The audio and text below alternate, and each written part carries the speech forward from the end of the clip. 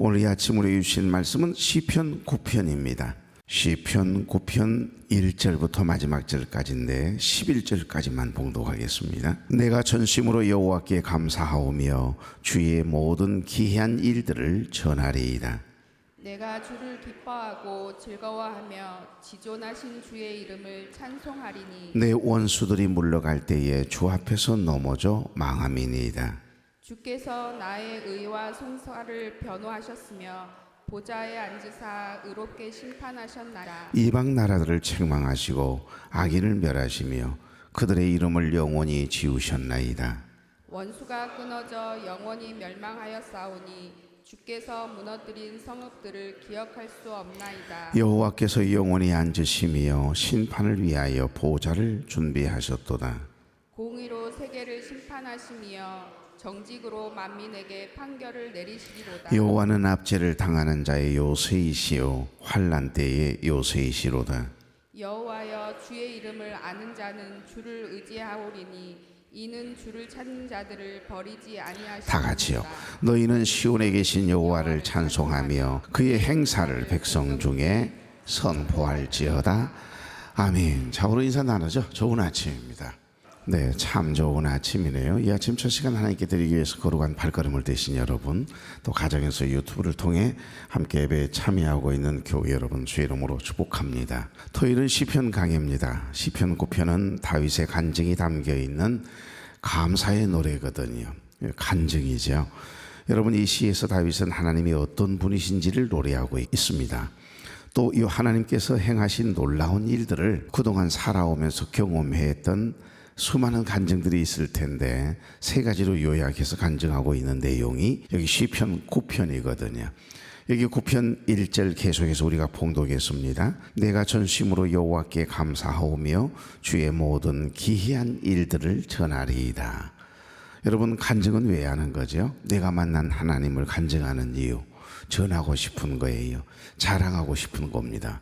그래서 간증이 굉장히 중요하거든요. 우리가 서로 이야기를 이렇게 서로 만나가지고서 이야기를 나눌 때 삶의 간증이 지난 한 주 동안 내게 경험되었던 하나님의 은혜, 하나님의 기이한 일들이 서로 간증되길 바랍니다. 그럼 서로의 관계가 은혜스러운 관계가 되겠지요. 여러분에게는 어떤 간증이 있습니까? 하나님이 어떻게 나를 도우셨는지, 어떻게 내가 힘들고 어려울 때, 억울한 일을 당했을 때, 속상한 일을 당했을 때 하나님이 나를 어떻게 변호해 주시고 보증해 주시고 나를 위로해 주셨는지, 그렇지 않습니까? 파라클레토스, 변호사라고 하는 뜻도 되고 돕는 이라고 하는 뜻도 되고, 또한 우리를 보증해 주시는 하나님의 특별한 은혜가 있습니다. 다윗처럼 우리 삶에도 이런 간증이 늘 있어야 하거든요. 그래서 하루하루가 쌓여 인생이 되듯이 하나님의 은혜가 쌓이고 쌓이면, 이런 간증들이 쌓이면, 영적 체험들이 쌓이면요, 흐트러짐이 없어요. 흔들림이 없는 전천후 신앙이 되기 때문에 간증은 참 중요한 것입니다. 여러분, 다른 사람이 만난 간증을 들어도 은혜스럽지만 내가 직접 경험한 만난 나의 하나님을 간증한다는 거, 그것이 선포이기도 하고 또한 하나님을 자랑하는 찬양이기도 하고요. 그래서 오늘 말씀을 통해서 다윗의 간증이 담겨있는 이 감사의 노래가 어떤 것인지를 잠깐 생각하며 은혜를 나누고자 합니다. 우리가 5월 첫 번째 9편 처음에 강해를 하면서 간증을 이야기했던 기억이 있을 거예요. 다윗의 감사와 간증이라고 하는 제목으로 오늘은 좀 더 구체적으로 깊이 묵상을 한번 해보십시다. 여기 다윗의 첫 번째 간증은 여러분 3절부터 8절이거든요. 3절부터 8절까지를 가만히 분석해보고요, 묵상해보면 쉽게 말씀드리면 이런 이야기예요. 하나님은 다윗의 억울함을 아시고 의로우신 재판장으로 친히 변호해 주셨대요. 여러분, 재판장은 옳고 그름을 판단해 주는 사람이잖아요. 재판장이라 할지라도 때로는 재판 거리를 통해서 굽어진 재판을 할 수도 있고, 때로는 난 너무 억울한데 그런 적이 없는데 나에게 모든 것을 뒤집어 씌우려고 하는 잘못된 고정관념이나 편견이 결국에는 나를 더 억울하게 할 때도 있거든요. 그러나 재판장은 공의로워야 됩니다. 의로워야 합니다. 공과 사가 분명해야 되고 자기의 정치 성향이 거기에 미치면 좋은 재판관이 아니지요. 그런데 우리 하나님은 공의로우신 하나님, 공의로우신 재판관이시기 때문에 하나님은 다 알고 계시잖아요. 그러니 그 모든 것을 다 알고 듣고 보고, 그게 출애굽기의 내용들이지 않습니까? 여러분, 모든 것을 알고 계시는 재판장이신 하나님께서 친히 다윗을 어떻게 해주었다고요? 보증해 주었대요. 변호해 주셨대요. 내가 아는 하나님, 내가 믿는 하나님, 그 하나님께서 나를 인정해 주시고 지지해 주시고, 내가 내 눈물을 보았노라, 내 억울함을 보았노라, 그래 내가 다 안다. 그럼 끝나는 거 아닙니까? 사역을 하다가 말고 그만두고 싶은데, 중단하고 싶어서 이제 끝내야겠구나, 그만둬야겠구나, 사표를 내야 되겠네. 그랬더니 사랑하는 종아, 내가 너를 사랑하노라, 내 하는 일 속에 내가 있음을 기억하라. 딱 그 한마디. 응답을 받았던 전도사 시절에 하나님의 응답이 결국에는 여기 서 있는 겁니다. 여러분, 그곳에 앉아 계시는 거고, 다른 사람들이 다 믿어주지 않아도 우리 하나님께서, 의로우신 하나님께서 나의 억울함을 다 알고 계시고 보고 계시고 듣고 계신다는데, 뭐 더 이상 다른 사람들에게 그것을 뭐 이것저것 막 설명할 필요가 뭐가 있어요. 그냥 져주면 되는 게고, 억울해도 하나님은 아시는데. 그러니까 오늘 여기 하나님은 다윗의 억울함을 아시고 의로우신 재판장으로 친히 변호해 주셨대요. 그러니까 다윗은 인생을 가만히 이렇게 뒤돌아보니 참으로 악인을 심판하시는 공의로우신 재판장이신 하나님이심을 경험했다, 이 말이에요. 우리 하나님은 공의로우신 분이요, 반드시 옳고 그름을 심판하시는 하나님. 그러니까 다른 사람들은 주관적인 생각을 가지고 있기 때문에 나의 힘듦, 어려움, 형편, 사정을 헤아리지 못해서 오해할 수도 있고 억울하게 만들 수도 있고 아픔을 줄 수도 있지만은, 우리 하나님은 반드시 악인을, 불의한 자를 그 죄값에 따라 심판하시고 공의로우신 재판을 하시는 의로우신 재판장이시라는 거예요. 그 간증을 지금 하고 있는 겁니다. 3절 다 같이, 내 원수들이 물러갈 때에 주 앞에서 넘어져 망함이니이다 그러네요.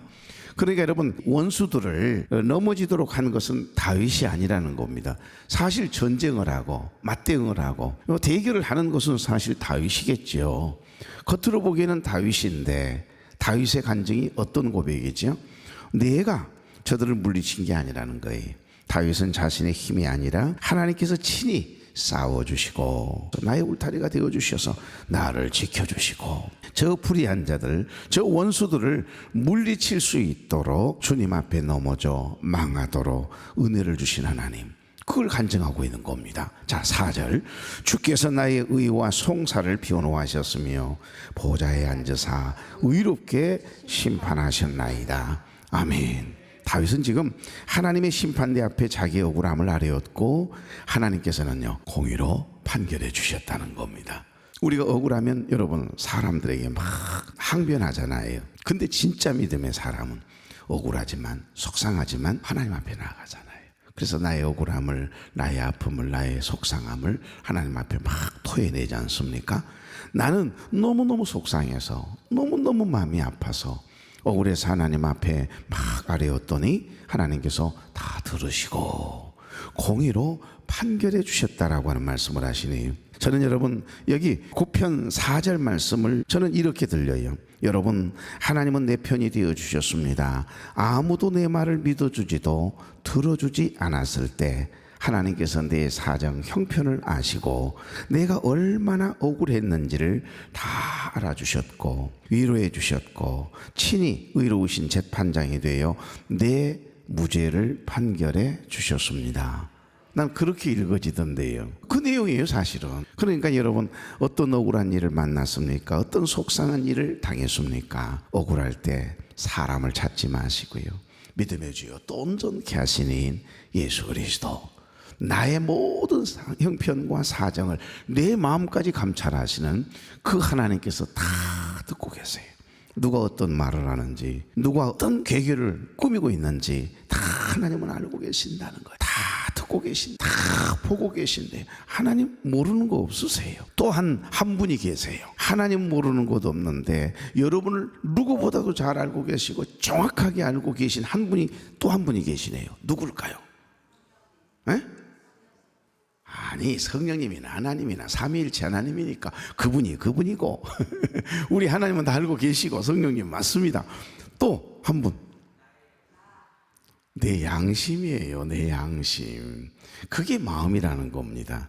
얘 말로도 지켜지지 않는 마음. 하나님이 왜 우리의 마음을 창조하셨겠어요? 하나님 당신이 이 시간과 공간의 제한을 받지 않는, 보이지 않는 넓은 공간인 이 마음을 성전 삼으시려고 우리 마음을 지으셨어요. 그래서 시편 기자가 인간의 마음을 지으신 분이 하나님이시라는 거예요.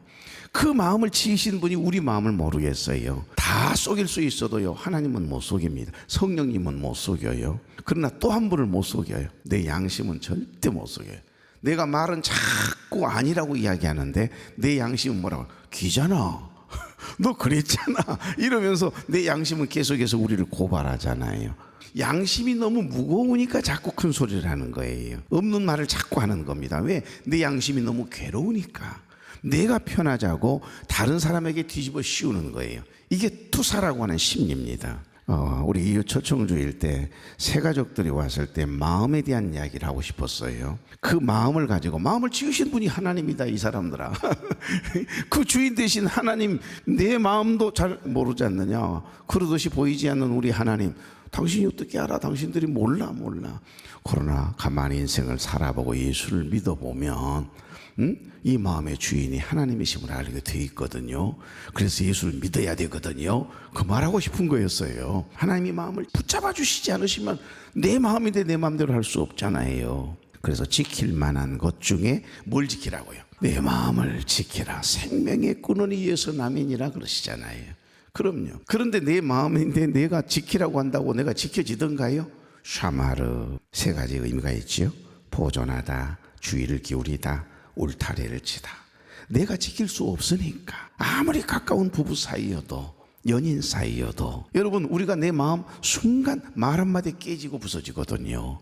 그 울타리 바싹하고 허물어져 가요. 그래서 이 마음이 속 시끄러운 겁니다. 그렇습니다. 정말 사랑한다면, 정말 여러분이 하나님을 사랑한다면, 정말 여러분의 아내와 남편을 사랑한다면, 여러분의 가정을, 자녀들을 위한다면 그 마음을 지키기 위해서 어떻게 해야 되죠? 말씀으로, 기도로, 찬양으로 울타리를 쳐야 돼요. 이게 샤마르라고 하는 단어입니다. 지키다라고 하는 단어거든요. 내 마음을 내가 지킬 수가 없어요. 그러니까 하나님의 도움을 받는 거죠. 그래서 기도하는 것 아닙니까? 그러니까 여기 9편 4절 말씀요, 이보다 더 은혜스러운 간증이 어디 있어요? 재판장이신 하나님, 억울한 자의 변호자 되신 하나님, 다윗과 하나님은 늘 이렇게 통했어요. 말이 통했고 마음이 통하는 관계였거든요.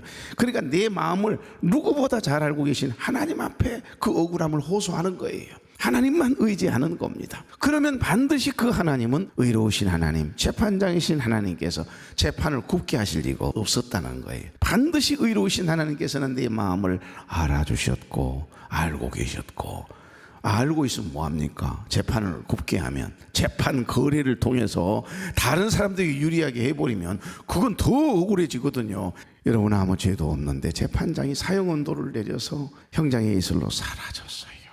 그런데 30년 40년 지난 다음에 무죄 판결 낸 거, 그 억울함을 풀긴 풀었지만 이미 그 과정은 자손들은 산산조각 나버린 사건처럼, 이런 일들이 얼마나 많습니까? 그러니까 내가 믿는 하나님은 공의로우신 하나님, 의로우신 하나님이시라는 거예요. 그것을 지금 간증하고 있습니다. 그래서 다윗은 늘 하나님을 가까이 했고 하나님과 통했어요.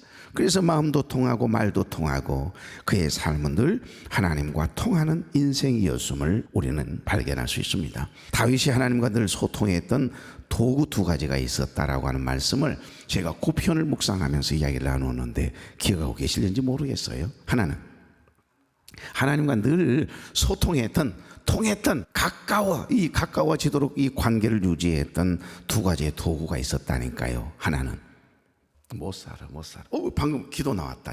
예, 하나는 기도입니다. 그러니까 다윗은 아무리 억울해도 하물며 가장 믿었던 아들 압살롬이, 가장 믿었던 자기의 계대인 친구 아이도벨이라고 하는 책사가 배신을 했을 때에도, 반란을 일으킴 당해 쫓김을 당하고 있을 때에도, 여러분 아침에 저녁에 잠자리에 들기 전 아침에 일어나면 첫 의식은 하나님께 생각하며 하나님께 늘 기도했던 사람이에요. 하나님과 기도로 소통했거든요. 또 하나는 감사, 곧 찬양을 이야기하는 겁니다. 다윗은 연주도 잘하고 투르바적인 은유적인 어떤 시를 얼마나 잘 쓰는지 몰라요. 시편의 대부분은 다윗의 시지 않습니까? 그래서 다윗은 여기 3절부터 10절 말씀에 보면 하나님을 찬송할 이유를 이야기합니다. 이 말씀을 하신 다음에 자기 동족들에게 하나님을 함께 찬송할 것을, 우리 하나님께 감사하자고, 이 하나님의 은혜를, 하나님을 높이자고 찬송하자고 권유하고 있는 내용들이 기록되어 있거든요.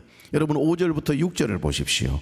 악인의 멸망, 그들의 이름조차 기억할 수 없도록 무섭게 심판하신 하나님을 지금 찬양하고 있거든요. 악인의 권세는 여러분 잠시 잠깐 일시적이겠지만 하나님의 정의는 영원하다는 거예요.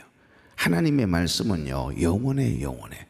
이 세상의 모든 것은 꽃과 같아요. 푸르름이 여러분 계속 갑니까? 겨울이 다가오면 낙엽이 우수수수수 떨어지고 앙상한 나뭇가지만 남잖아요. 자, 7절부터 8절 다 같이. 여호와께서 영원히 앉으시며 심판을 위하여 보좌를 준비하셨도다. 8절. 공의로 세계를 심판하시며 정직으로 만민에게 판결을 내리시리로다. 아멘. 아멘. 재판장이신 하나님, 억울한 자의 변호자 되신 하나님이 세상 모든 혼란과 부정의 뒤에는 절대적으로 공정한 하나님의 심판이 있다라고 하는 확신이 다윗에게는 있어요. 그래서 저 불의한 자들이, 악을 행하는 자들의 형통함 때문에 너무너무 속상하고 이중고를 겪던 다윗이 막 아파하는 내용이 시편 37편이거든요. 토툴리아는 섭리의 거울이라는 제목을 붙였습니다. 에이브럼 링컨은요, 그가 어머니를 통해서 주신 성경책 중에 링컨 박물관에 가면, 나도 안 가봤습니다만 지금도 시편 37편에 가보면 눈물 자국이 그냥 떡이 돼가지고 있답니다. 떡이 돼가지고 있어요.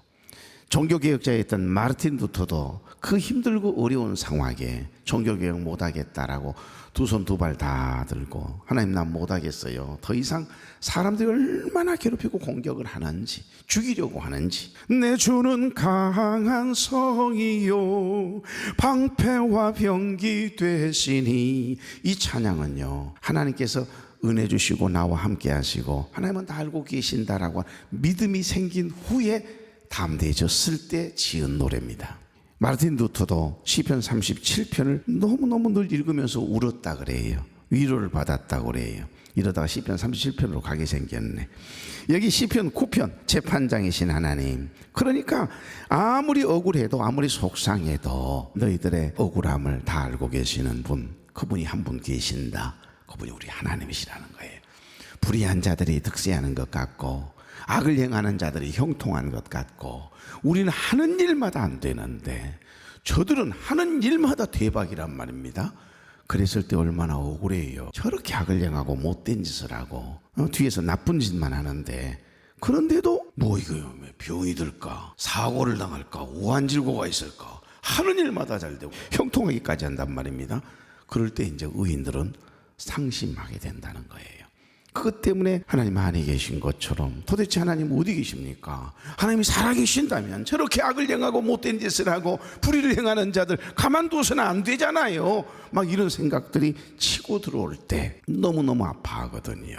그런데 시간이 지나놓고 보면 하나님은 살아계신 분이시고 의로우신 재판장이신 우리 하나님은 반드시 불의한 자를, 악을 행하는 자를, 못된 짓을 하는 사람들을 결코 가만두는 법이 없이 반드시 심판하신다는 걸 경험했다는 간증을 하거든요.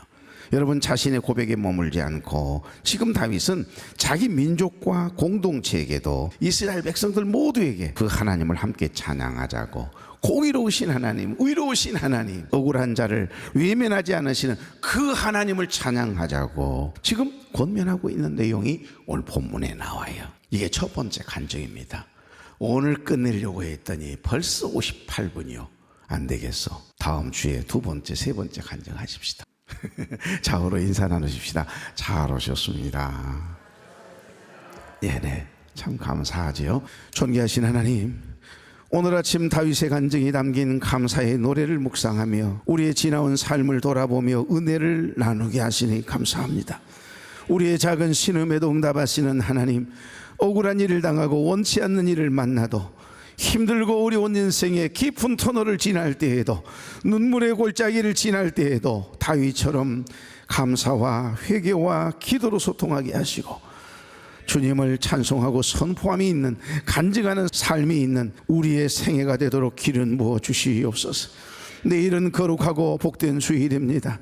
어린아이부터 장년 노년에 이르기까지 단 한 영혼도 한 사람도 그냥 왔다 그저 가는 생명이 없도록 도우시고, 잠자고 있는 영혼들 깨워주시어서 하나님 주일을 생명처럼 지켜냄이 있는 은혜로운 우리 공동체 되게 해 주시옵소서. 오늘로 주일을 준비하기 위해서 새벽 단잠을 깨운 당신의 사랑하는 백성들 축복해 주옵소서. 치료해 주시옵소서. 회복시켜 주시옵소서. 이제는 우리 주 예수 그리스도의 은혜와 하나님 아버지의 극진하신 사랑과 성령님의 감동, 감화, 교통, 위로, 축복, 인도하심의 역사가 사랑하는 종들의 머리 위에, 자녀들 위에, 가정 위에, 사업장 위에 이제로부터 영원토록 함께 계시기를 간절히 축원하옵나이다. 아멘. 아멘.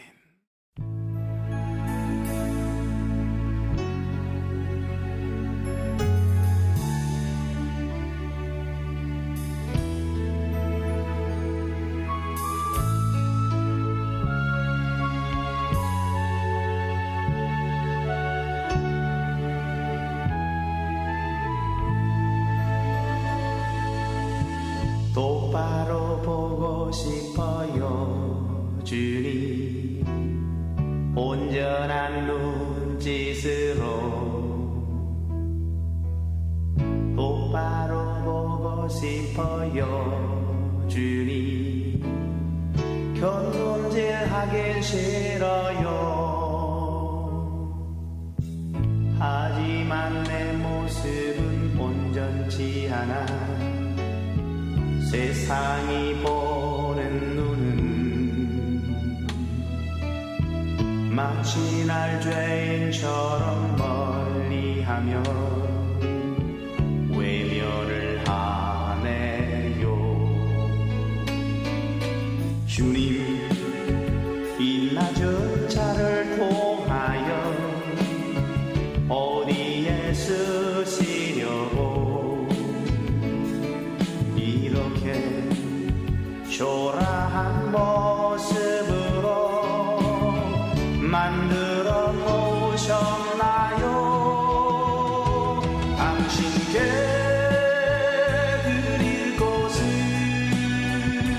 사모하는 이 마음,